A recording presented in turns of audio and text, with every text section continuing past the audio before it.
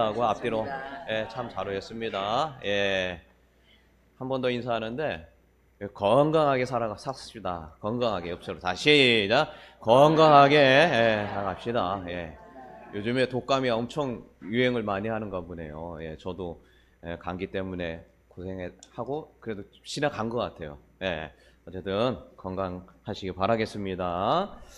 지난주에도 우리가 그 표 구별된 삶을 이루어가는 교회 이게 3번 외쳤는데 오늘도 한번 3번 연속해서 3번 구별된 삶을 이루어가는 교회 3번 연속해서 한번 힘있게 한번 해보겠습니다. 준비 시작. 구별된 삶을 이루어가는 교회, 구별된 삶을 이루어가는 교회, 구별된 삶을 이루어가는 교회. 올해 이렇게 구별된 삶을 이루어갈 줄로 믿습니다. 여기에서 이제 구별이라는 게 지난주 했던 얘기를 잠깐 좀 한번 살펴보면 세상에 사는 삶과는 이제 구별된 것이다. 뭐 이렇게 말씀을 드렸죠. 그럼 왜 그렇게 뭐 꼭 구별해야 되냐? 뭐 같이 이렇게 살아가면 안 되냐? 뭐 이렇게 우리가 이야기할 수가 있는데 질문할 수가 있는 것이죠. 예수님이 소금의 말씀도 했지만 또 무슨 말씀도 했어요? 빛이다. 그래서 우리를 뭐라고 했다고요? 빛과 소금. 그런데 이게 두 가지가 같이 있는 거예요. 소금은 뭡니까? 녹아들어서 있는지 없는지도 모르고 하나도 모르잖아요. 그 역할과 또 하나는 뭐라고요? 빛. 빛은 어둠이 있을 때 빛이죠. 그러니까 이 땅에 이 어둠 속에 빛의 역할을 하려면 보일 수밖에 없고 나타날 수밖에 없는 존재예요. 그러니까 우리는 어떤 존재입니까? 녹아 들어가서 안 보이면서도 또 보일 수밖에 없는 그런 어떻게 보면 이중적인 국적을 갖고 있는 사람하고 비슷하다. 그 이야기를 지난주에 같이 봤죠. 그래서 아주 독특한 존재입니다.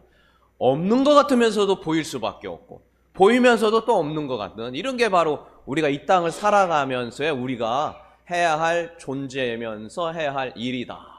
지난주에 우리가 같이 봤습니다. 그러면 뭐로부터 구별을 해야 되냐? 이 땅에 뭐로부터? 로마서 12장 12절 보니까 무엇을 본받지 말라고요? 이 세대를 본받지 말라라는 것이에요. 이 세대.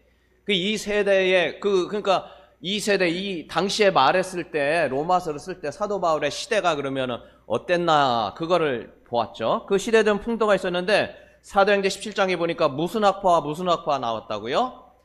에피쿠로스 학파하고 스토아 학파 그 얘기 했잖아요.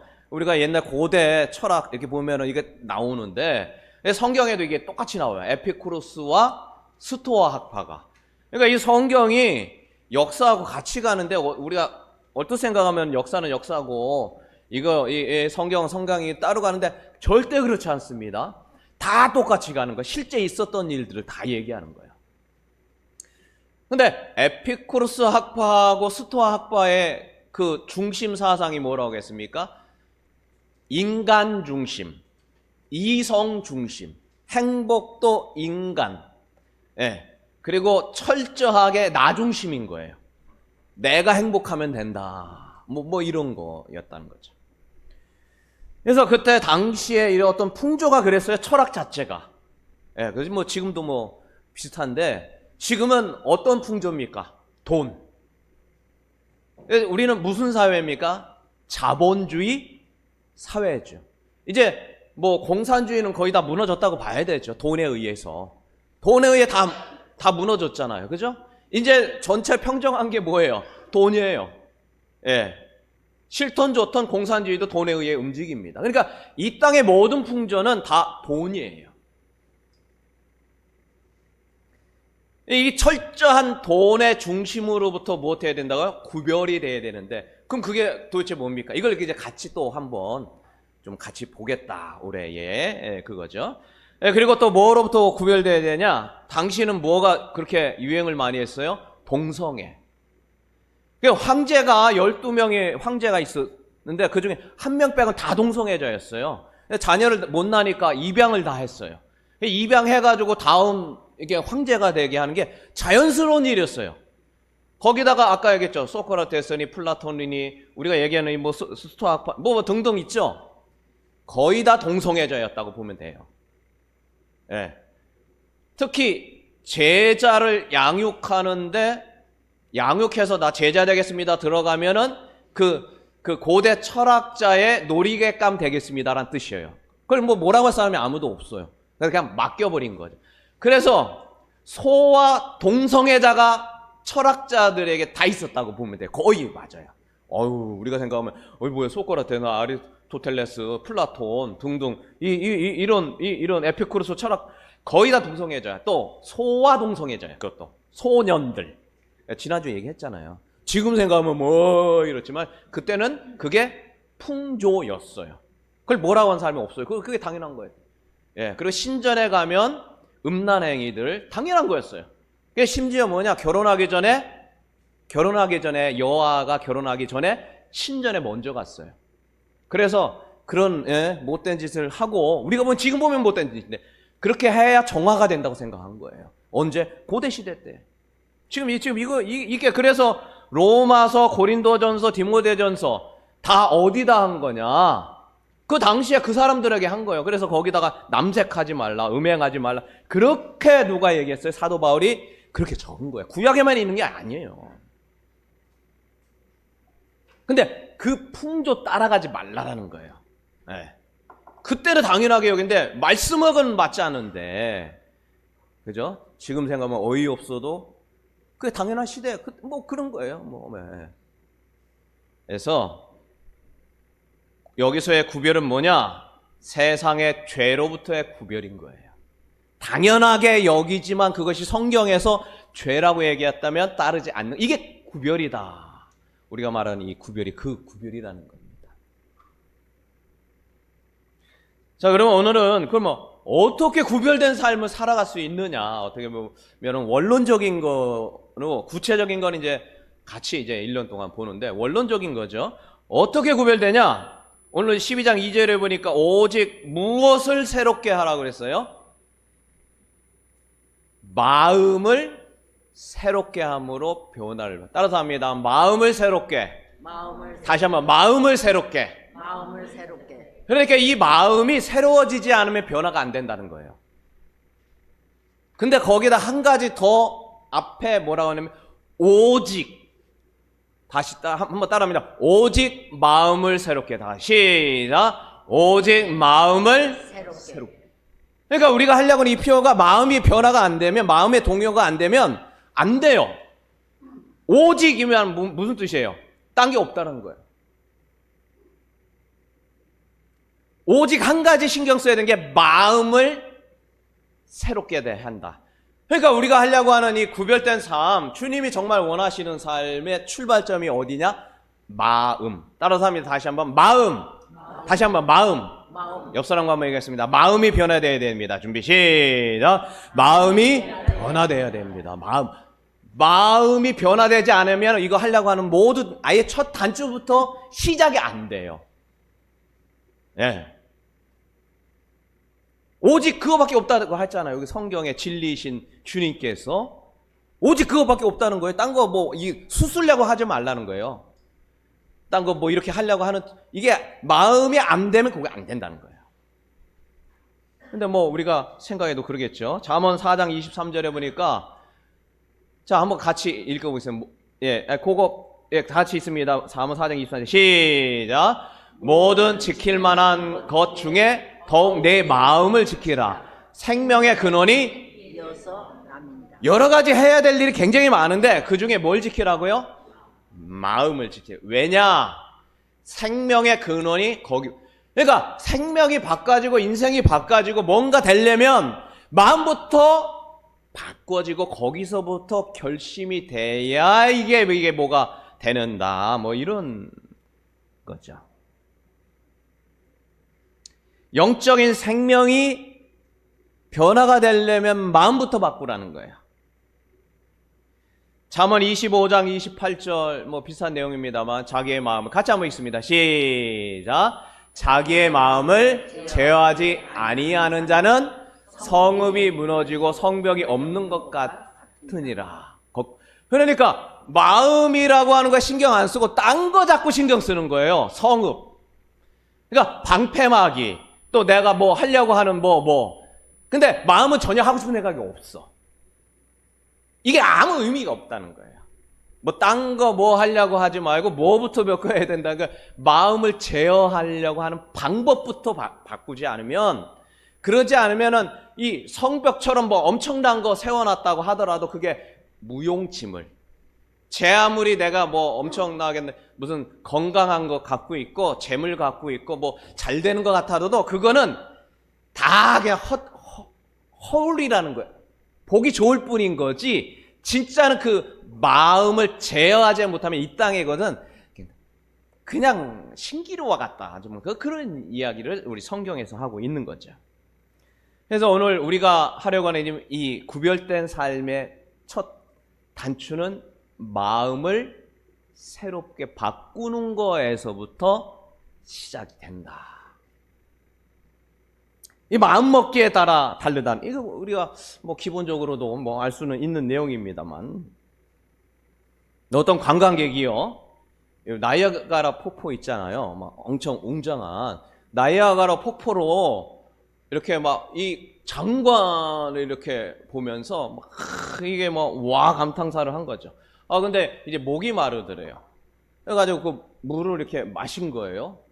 마시고서 이제 돌아서 이렇게 가는데 거기에 편말에 포이즌, 독이라고 써 있는 거예요.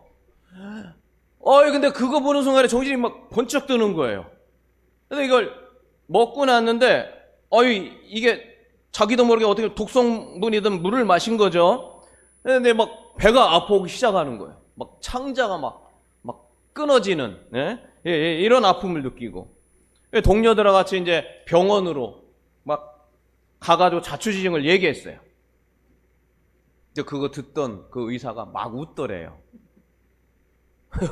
웃더래요. 왜 웃냐? 포이즌이 영어로 하면은 독인데 불어로 하면 낚시인 거예요, 낚시. 낚시하지 말라는 뜻인 거예요, 그게. 애들 막 웃더래요. 그래서 그 얘기를 듣고 나니까 이게 막 탕자가 끊어질 것 같고 뭐 죽을 것 같은데 그게 싹 사라지더라. 이게 참 배가 아무렇지도 않게니까 이게 마음 먹기에 따라가지고 그 아무렇지도 않은 상황이 죽을 것 같이 느껴지기도 하고 정말 죽을 수 있는 상황인데도 아무렇지도 않게 느껴질 수도 있다는 거예요. 그죠? 예. 그러니까 이 마음속에 이 세상에 막 다 무너지고 막 인생이 바뀔 것 같고 뭔가 아무것도 못할 것 같은다 할지라도 마음의 평안의 복만 누리면 이건 아무것도 아닌 거예요. 뭐 그러다 죽다가 뭐 천국 가지 뭐 아프면 어떻게 해요? 아프다가 그러다 예수님 고통 생각하라고 주는 거면 어떻게 해? 아파야지 뭐 어떡합니까? 이것도 주님이 당한 고난이라니 생각하면, 그러니까 이 마음에 어떻게 먹느냐에 따라 죽을 것 같은 것도 살아나는 거고 살 것 같은 것도 죽는 거예요. 이것이 바로 인간의 그 존재 자체라는 거예요. 그래서 주님은 잘 알기 때문에 마음이 변화가 안 되면 구별된 삶도 안 된다는 거예요.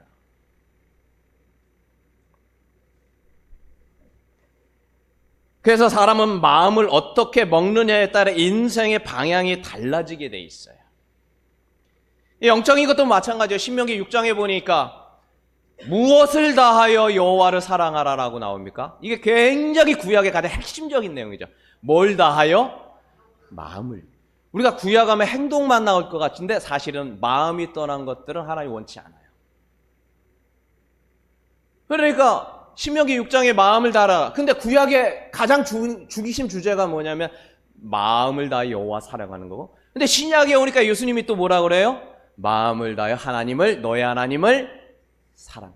그러니까 주님 앞에 믿음이라고 하는 건 마음을 떠나서 한다라는 거는 의미 없다라는 거예요. 와가지고 이렇게 오는 것도 감사한데 예배 드리는 것도 안 하는 것보다 낫지만 마음이 떠난 거는 그 큰 주님이 볼 때는 그렇게 그렇다는 것이죠.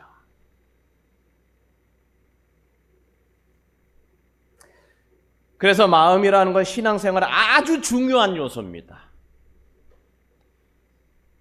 주님이 이런 말씀이에요. 너희가 힘들고 어려울 때 상황과 환경을 바꾸는 것이 아니라 뭘 바꿔주겠다? 너의 마음과 생각을 지켜주겠다라 그랬어요. 내가 뭐 이거 이렇게 저렇게 되세요. 그래서 내가 원하는 대로 되는 것도 감사한 거죠. 어디 아파가지고 뭐 이거 빨리 낫게 해주세요. 이것도 맞아요. 그러나 신학의 성숙도가 자라면 어떻게 됩니까? 내 마음과 생각이 주님의 마음과 생각처럼 되게 해주세요. 이렇게 된다는 거예요. 근데 내가 기도했는데 이게 하나도 안 났어. 뭐 어떻게 환경이 좀 이렇게 바꿔다 안 됐어도 이 마음 안에는 벌써 평안이 찾아오는 거예요. 이게 그래서 주님은 마음과 생각을 지키는 것, 이게 바로 우리에게 굉장히 중요한 것인 것이죠. 여러분 옆 사람과 한번 인사하겠습니다. 마음을 새롭게 변화받는 은혜가 있기를 바랍니다. 옆 사람과 자 시작. 마음이 새롭게 변화되는 은혜가 있기를 바랍니다. 이게 신앙생활에 아주 거기부터 시작하는 거예요. 여기 마음의 변화. 마음의 변화. 그래서 우리가 말한 이 구별된 삶이라는 것은 이 마음부터 시작한다라는 것을 말씀을 드립니다. 이제 두 번째인데요. 여러분 마음에 새롭게 변해라 한다고 여러분 변할까요? 안 변할까요? 제가 어떨 것 같아요? 변할 사람만 변해요. 뭐가 준비된 사람만? 마음에 가난한 사람이 변화돼요. 여러분 천국은 누가 갑니까? 예수 믿으세요. 맨날 전도한다고 해서 가는 게 아니고 그거 들었다고 가는 게 아니라 부모가 계속 얘기했다고 듣는 게 아니에요. 두고두고 평생 얘기해도 안 들을 사람은 안 들어요. 어떤 사람이든 심령이 가난해야 돼요. 이게 무슨 얘기냐? 필요성이 느껴져야 된다라는 거예요. 예. 이거 내가 마음을 바꿔야겠다. 이렇게 이거 필요성이 느껴지는 사람이 변화됐죠. 남편한테 잔소리 계속해도 바뀔까요? 안 바뀔까요? 바뀔 사람만 바뀌어요. 무슨 얘기인지 알겠죠? 평생 얘기해도 안 바뀌어서 안 바뀌어요. 예. 이게 마음이 변화될 그 필요성을 누가 느껴야 돼요? 성령의 은혜로 내가 느껴져야 바꾸지 안 바꿔요. 그러니까 안 바꿀 거를 억지로 그 사람 잡고 그냥 뭐 바꾸려고 계속 얘기하면 의미 없고 누구한테 해줘요? 그 마음을 바꾸는 하나님께 기도하라. 그래서 기도가 필요한 겁니다. 내가 두고두고 계속 나 스트레스 받고 그 사람 스트레스 받고 서로 힘들어요. 예. 그래서 진정 마음을 바꾸는 하나님께 기도하는 거예요. 그래서 우리가 하나님께 기도하는 거 아닙니까? 그래서 마음과 생각을 바꿔주시는 거지. 그래서 구별된 삶의 시작은 마음인데 그 마음은 누가 바꾸느냐? 그 필요성이 느껴지는 사람이 바꾸게 돼 있어요. 그렇구나. 디모데후서 4장 7절에 보니까 이런 말씀이 있어요. 다 같이 한번 읽습니다. 같이 시작. 망령되고 허탄한 신화를 버리고 경건에 이르도록 네 자신을 연단하라. 여러분 경건한 삶을 살아야 되는 게 좋다는 거 다 알아요. 근데 그 전에 행해야 될 게 뭐예요? 이 땅의 것이 망령된 거구나. 그 다음에 허탄한 거구나. 이게 신화와 같은 거구나를 깨닫는 사람이 이거를 경건에 이르도록 자신을 연단하는 거라는 거예요. 이 땅에 있는, 이 세상에 있는 것이 무가치한 거라는 걸 깨닫는 사람이 연단에 이르도록 경건한 삶을 살아가지, 경건해져라 안 해요. 그렇다고 또 안 한다고 또 확실히 이렇게 얘기하면 또 안 되겠죠. 될 줄로 믿습니다. 주님을 바라보면서 주님이 하시면, 자, 세상 사람들이 당연히 여기는 풍조를 따르지 않으면 그 필요성이 깨달아져야 되는데, 여러분 이 땅에 돈이 최고다라고 돈의 가치에 대해서 뭐 이렇게 우리가 자본주의 살아가니까 뭐 당연한 현상으로 받아들이고 인생의 성공이 무엇에 의해 결정이 된다고 되어 있습니까? 뭐 일반적으로 그 사람이 갖고 있는 이 돈에 대한 이 가치가 돈에 대해서 측정하는 게 뭐 일반적인 거, 뭐 어떻게 보면 뭐 틀린 말도 아니죠. 뭐 이성적이고 합리적입니다. 그러나 우리 그리스도인은 그렇지 않다는 걸 이미 알고 있어요. 그럼에도 돈을 쫓아가려고 하는 것. 그게 세상 풍조가 나도 모르게 이렇게 많이 들어와 있기 때문이고, 내가 너 뭐 될래? 그러면은 이렇게 앞으로 넌 어떤 사람 될래? 그러면은 돈 못 버는 거 벌면은 그거 되라고 할까요? 안 할까요? 예? 합니까? 안 합니까? 단 사람이 다 싫은 거 막 청소부 될래요. 막 그랬다고 해보죠, 뭐. 예? 청소부 될래요. 그러면, 어이구, 야, 대단하다, 너. 그래. 그렇게 하거라. 이럴까요? 안 그럴까요? 우리도 많이 엄청 물들은 거예요. 그러니까요.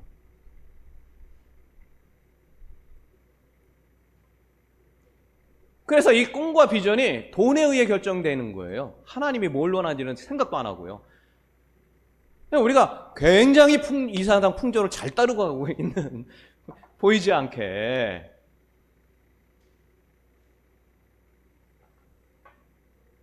이 세상이 망령된 거고 허탄한 거고 이 신화와 같이 신기루와 같은 거라는 거를 인식하고, 이게 인식해야 그게 이제 시작이 되는 거란 거예요. 제가 기독교 행정연구소 몇 번 얘기했습니다만, 뭐 지금 2017년도에 시작했는데, 그때 시작할 때 마태복음 6장 24절을 하나님이 저에게 분명하게 주셨어요. 하나님과 재물은 겸하여 섬길 수 없다라고 주시면서 확신 가운데 오면서 그 시작을 했거든요. 근데 그 앞전에 뭐 이거 주셔서 바로 시작해야지, 사람 참 그렇지 않은 것 같아요. 어떤 과정들이 또 있었어요. 그게 뭐냐? 이제 부목사로 이제 있는데, 요 의정부에 있는 교회는 아니고요. 그 다른 어떤 교회였어요. 근데 그 교회 부목사 제가 행정을 봤거든요. 근데 그 부목사를 행정 보는데 거의 대출을 받은 거예요. 교회 이름으로. 대출을 뭐 하느라고. 그런데 그 대출을 받으려면 그 대출을 연장하려고 하면 은행에서, 대출해준 은행에서 와가지고 여기 성도수를 세요. 셉니다, 이렇게. 왜 셀까요? 사람이 쑥 쓰러지면 돈 못 받으니까.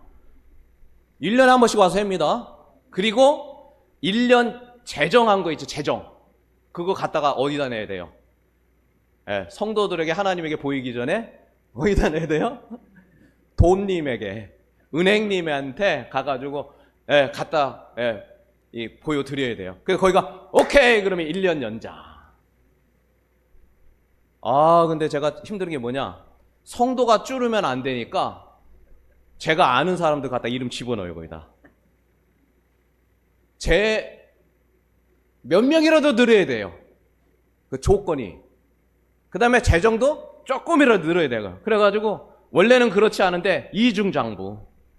제가 볼 때는. 근데 뭐 그때로서는 그게 뭐 그 크게 막 이렇게 안 보고 그렇게 하는 게 당연한 것처럼 여겨. 뭐 지금은 좀 모르겠지만 어쨌든 해가지고 거짓말로 그냥, 또 이거 그분이 보시면 안 되는데. 제가 부목사 때 행정 보면서 제가 그거 매점 내면서 제가 막 이 안에 괴리감이 너무 생기는 거예요. 이게 진짜 맞는 것이냐. 근데 그거를 그 담임 목사님이 당연한 것처럼 내라는 거예요. 그래서 사람 막 있지도 않은 사람 거기다 적어서 내고, 돈도 그냥 원래 해간 거 하고 그보다 조금 더 많게, 그리고 그 다음에는 조금 더 많게, 그 다음에 조금, 왜 인원에 맞춰가지고, 그래가지고 누구한테 허락받아야 돼요? 하나님이 아니라 은행님한테, 돈에 쥐고 있는 은행한테 가가지고 그거 갖다 드리면서 오케이 내년에도 연장. 그러면 벌벌 떨면서 안 될까봐. 이게 도대체 누가 하나님이고,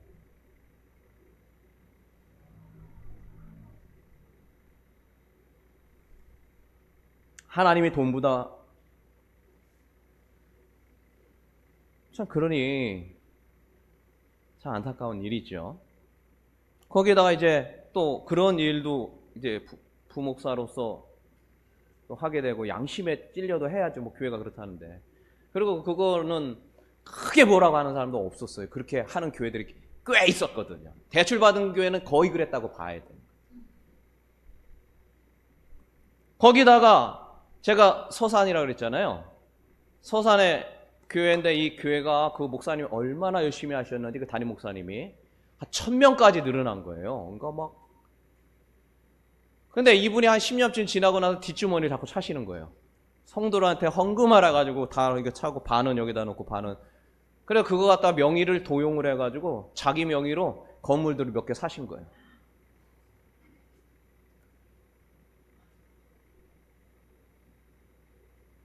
그럼 왜 담임 목사님 이름으로 하냐고. 교회 이름을 이렇게 복잡하대요. 뭐가 그렇게 복잡하냐? 비영리 단체라. 뭐 하나 구입해 놓는 게 엄청 복잡해.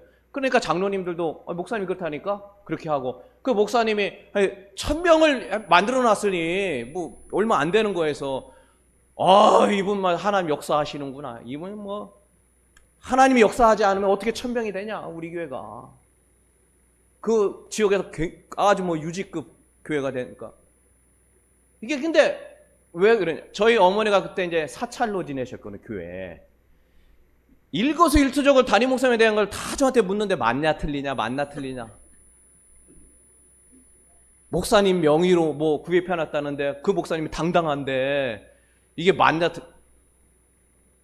야 이게 돈과 행정 이게 너무 엉망이구나. 어디 물어볼 데도 없대요. 이게 맞는지. 그리고 교회는 각자 알아서 할 거지 뭐 노회 어디다 물어보기도 뭐 물어봤다고 하면 교회 나갈 생각하고 물어봐야 돼. 야 어디 전화할 때가 어딘지 아는 거 하나만으로도 중요하다.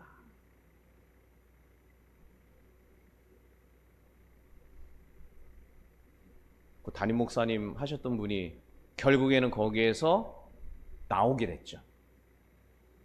나올 수밖에 없겠죠. 그런 일이 다 드러나는데 나오게 되는데 그분이 뒷주머니 차가지고 갖고 있는 거 있죠. 얼마라고 얘기할 텐데 상당히 많았어요. 근데 그걸 그분한테 그냥 다 드렸어요. 왜 드렸을까요? 뭔가 한 1000명 만들었으면 그래도 하나님이 뭔가 하지 않았을까? 그것은 아닌 것이죠.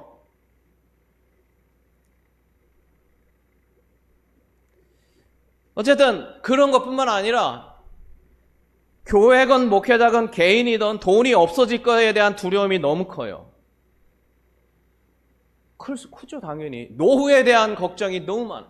물론 맞죠. 저도 가끔씩은 이렇게 하다가 너무 안 모아놔가지고 나중에 노후에 돼가지고 고생하면 어떡했나 하는 불뚝불뚝 듭니다.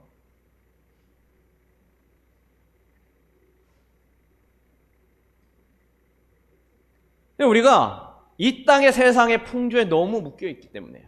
그렇다고 뭐 대충 막 살아가지고 막 소비해서 하라는 뜻이 아니라 하나님 앞에 맡기고 주님이 원하신다면 세계 최고의 갑부였던 사람이 욥이라는 사람이 아예 세계 최저의 세상에도 불쌍한 사람이 없을 정도 된다면 하나님의 뭔 뜻이 있겠지라고 믿는 것이 진짜 믿음 아닌가요? 근데 그게 두려워가지고 그냥 벌벌 떠는 거죠. 어떤 것이 하나님이고 어떤 것이 우리의 진짜 삶인가를 너무 잘 잊어버리죠. 그래서 우리가 이 필요성, 이 땅이 너무 안타깝구나. 하나님, 부족하지만 저에게 그렇게 주신 것은 그 사역을 하러 주신 게 아니겠습니까? 하면서 이제 그 기독교 행정 연구소 시작했고, 지난 11월 달에도 이렇게 목사님도 모셔놓고 돈에 대한 이야기, 행정에 대한 이야기를 또 했던 거죠. 어쨌든 구별된 삶이라고 하는 거는 그 필요성, 마음이 새로워져야 되겠구나라는 건 그 필요성을 느끼고 깨달을 때 그 일이 실제로 일어난다라는 거예요. 나의 삶을 정확하게 통찰하고 내가 어떻게 살아가고 있는지를 정확하게 알아야 돼요. 하나님의 말씀으로부터 얼마나 멀어져 있고 이것이 하나님은 얼마나 마음을 아프게 하고 있고 이 교회가 얼마나 이 땅에 얼마나 하나님의 마음을 정말 갈기갈기 찢어놓고 있는지를 아는 사람이 변화돼요. 마음을 새롭게 한다는 거예요. 그래서 그때 조금이나마 하나님, 제가 주님이 원하시는 것을 하겠습니다. 그래가지고 기독교 행정연구소 한 거 아닙니까?